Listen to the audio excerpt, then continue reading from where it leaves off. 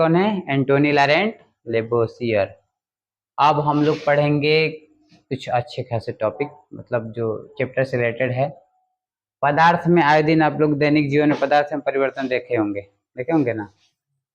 जब कुछ ना कुछ परिवर्तन होता है हर पदार्थ में, टूट जाता है, चाहे गल जाता है, चाहे जंग लग जाता है, चाहे जो कुछ भी होता है, तो उसमें परिवर्तन होता है। तो पदार्थ में परिवर्तन जब हो गया तो परिवर्तन के आधार पर पदार्थ का प्रकार। परिवर्तन के आधार पर हम लोग पदार्थ के दो प्रकार होते हैं, एक भौतिक परिवर्तन होता है, एक फिजिकल चेंजेस, एक केमिकल। इसके बाद होगा केमिकल, ये रासायनिक परिवर्तन। तो पदार्थ में जब कोई परिवर्तन होता है, किसी पदार्थ में हुआ ऐसा परिवर्तन, जैसे भौतिक परिवर्तन कोई पूछेगा कि क्या है, तो आपको क्या बताना है?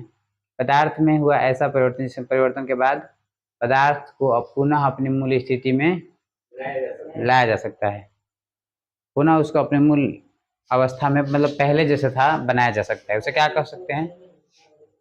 उस जो पदार्थ में जो परिवर्तन, उसे क्या कहेंगे? भौतिक परिवर्तन। एकदम नॉर्मली है, बर्फ से पानी बनेगा तो पानी से फिर बर्फ बना सकते हैं। मोमबत्ती का गलना, गल जाएगा फिर मोमबत्ती बन जाएगा, गलेगा तो ये बता सकते हैं आप लोग।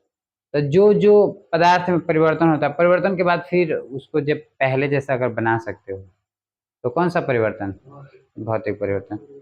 इसको डिफाइन करने के लिए क्या, जैसे मैं आंख बंद करके परिभाषा बोलना है इसका, कि किसी पदार्थ में हुआ ऐसा परिवर्तन जिसके परिवर्तन के बाद उसको पुनः अपने मूल अवस्था में लाया जा सकता, मतलब उसके भौतिक अवस्था में केवल क्या हुआ है? परिवर्तन हुआ है। उसके रासायनिक, मतलब उसके भौतिक गुणों में परिवर्तन हुआ है, रासायनिक गुणों में परिवर्तन नहीं हुआ है। भौतिक गुण में परिवर्तन होने का मतलब कि बस इसको जला देंगे तो इसका रासायनिक गुण में परिवर्तन हो गया, इसका अंदर का जो पदार्थ है, कण है, उसमें मतलब परिवर्तन हो गया, चेंज हो गया। लेकिन इसको जब तोड़ देंगे तो इसका भौतिक न परिवर्तन हो, केवल शरीर इसका बदला है, मटेरियल तो वही है।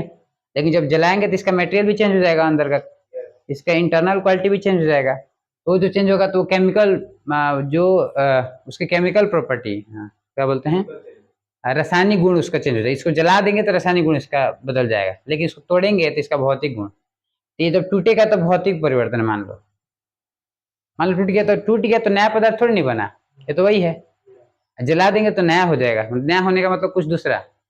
तो कोई भी पदार्थ में अगर परिवर्तन के बाद नया पदार्थ बनता है, उसे कौन सा परिवर्तन कहते हैं? नया पदार्थ बनता है तो रासायनिक परिवर्तन। अब पदार्थ में परिवर्तन होने के बाद किसी नए पदार्थ का निर्माण नहीं होता है, हाँ वही पदार्थ रहेगा, मतलब पुनः उसको मूल स्थिति में लाया जा सकता है। तो कोई भी चीज, कांच टूट जाता है, चाहे ग्लास कांच का टूट के नीचे गिर